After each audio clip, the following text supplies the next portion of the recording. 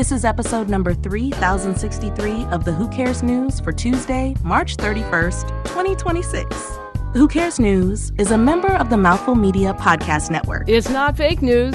It's not breaking news. In fact, it's news you couldn't care less about. It's the Who Cares News with your hosts, Van Camp and Morgan. We'll leave it to Howie Mandel to turn an apology into a punchline. Backstory started on Live with Kelly and Mark when Kelly Ripa and Mark Consuelos told Howie he looked great at 70. Yeah, I mean, that was like last Monday, I think. Yeah. And instead of saying, hey, thanks, Howard instantly bristled, acting like they basically said, nice job not crumbling into dust. So the awkward exchange had that delicious live TV tension. Well, and all the word was earlier this week that, you know what, he's never coming back. He pissed Kelly off because he was in her house and he made her look bad. Yeah, you know, you don't make Kelly look bad in her house. And I make, you know what, that's anybody's show. I mean, right. if you're on somebody's show and you make them look bad, you're not coming back. And Howie Mandel, I mean, when he was younger and he was on like the Tonight Show, so I remember watching him when he was like doing Hey Bobby and all that. And he just like would do this stupid thing. And you know, it was kind of like, I don't know if I can take this guy. And now that he's mellowed, at least on screen all these years, you know, and he's 70. Can you believe that he's 70? He does look good for 70. He does look good for 70. You know the secret? Shaved head. I swear to God. Shave everything? Well, he probably does because hair has got germs, blah, blah, blah. But no, shaved head always does it. It does it for men anyway. I don't know about for women. I'm not sure if it makes them look younger or not. But because we accept the bald head as being not so much an old man's thing anymore, but a young man's thing, the shaved head. When I turn 70, I think I'm going to shave my head. Oh, you think so, huh? I'm just concerned it's really, I don't know if I have an ugly head or not. I don't know. I'm not going to know unless I shave my head.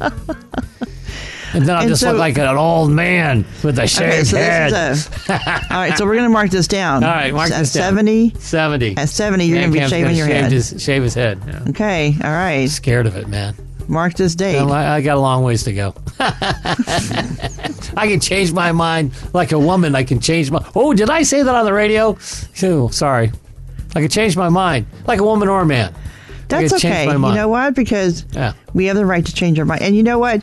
You men have the right to change their mind too. I know. They do. Whatever. Trust me, I'm a big chicken. I don't think I will do it. But I'm kind of thinking about it. Well, over the weekend, Howie leaned into it and he posted what he called his first public apology in 50 years of comedy.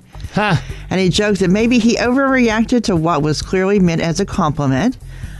Yeah, I mean, how can you like read it any other way? I mean, well, that alone maybe would have been enough to keep the daytime machine humming. Yeah, but alas, then longtime Live executive producer Michael Gelman, he slid in with the perfect button. Did he? What did he say? He said, during these divided times, one thing we can all agree upon is that you do look great. You look great. You look great, Howie.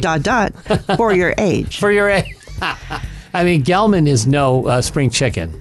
No. When I worked at Disney, Gelman was in his 30s. And that was a few decades ago. So Gelman's up there. Yeah. Yeah, he's he might be older. He's a fixture. He might be old. Gelman might be older. Well, he was with Regis. He's been around since day one. I'm serious. It was a long time. Long time since I worked at Disney, but Gelman started with Regis.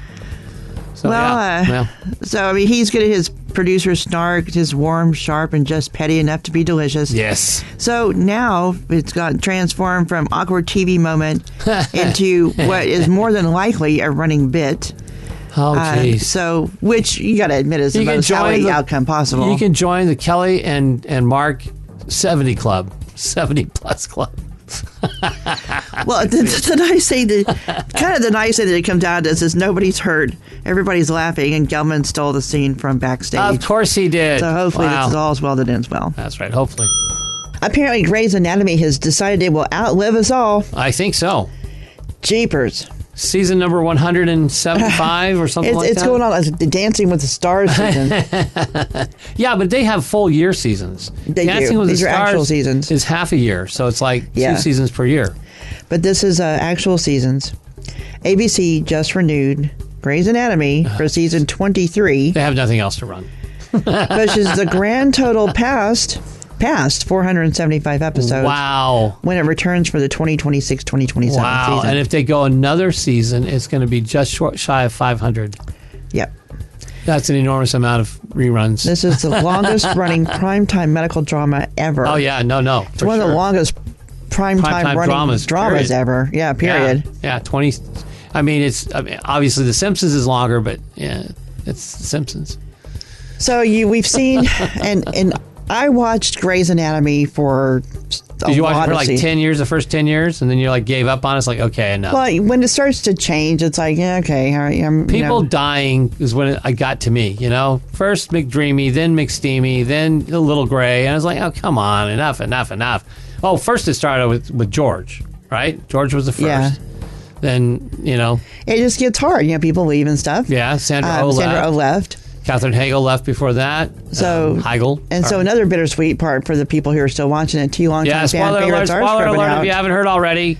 Kim Raver, which is not a fan favorite. I did not warm up to her in 24. She was something. Yeah, I didn't. When she was Jack Bauer's wife, ex-wife. No, she was his girlfriend. His love. That's right. Yeah, the first wife got killed at the end of 24. Yeah. Yeah, the first season. And it was him and the daughter, and then Kim Raver comes along, and I never warmed up to her then. So she went on Grey's Anatomy. It's like she left there and went to Grey's Anatomy. Yeah, but they've been there forever.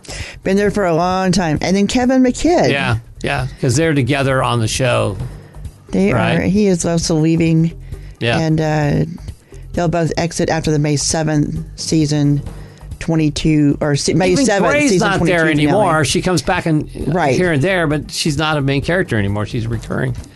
If she's even recurring, she's a special guest, I think, more than anything. The show named after. But that happens. It happens. Especially after 23 years. I mean, she's old enough to be somebody's grandma.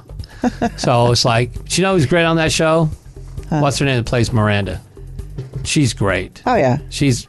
I like her. I love her, as a matter of fact.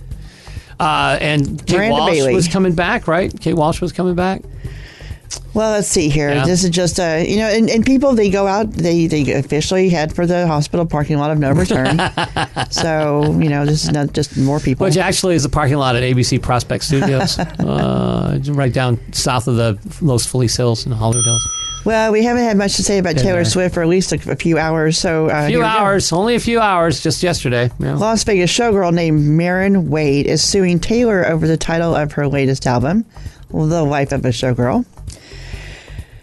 So Wade says it's way too close to her long-running brand, Confessions of a Showgirl, which she's been using since 2014 for a column, live show, and related projects.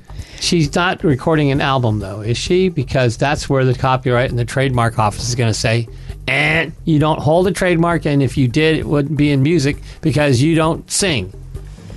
And the words life and confessions are very different.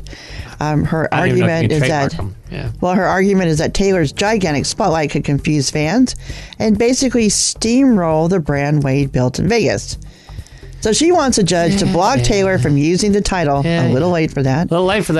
And is also asking for damages. And so the twist here... About 1 million copies too late. Or more than that. I don't know how many it is. It's at least 1 million. Yeah. The trademark, the twist here is that the trademark office had already side-eyed Taylor's filing and reportedly rejected it over the same possible confusion issue. I don't think either one of them can hold a trademark because it's too common a phrase.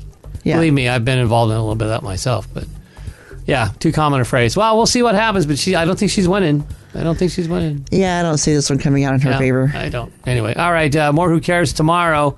Side eyes and all. Have yourself a great day, and... That's all the news you could care less about for today. Subscribe to the Who Cares News and never miss an episode. We're on iTunes, Stitcher Radio, iHeartRadio, or anywhere fine podcasts are heard. And check us out on Facebook, too. You can listen to our live broadcast every weekday at 8:45 a.m. Pacific on BossBossRadio.com. That's a mouthful.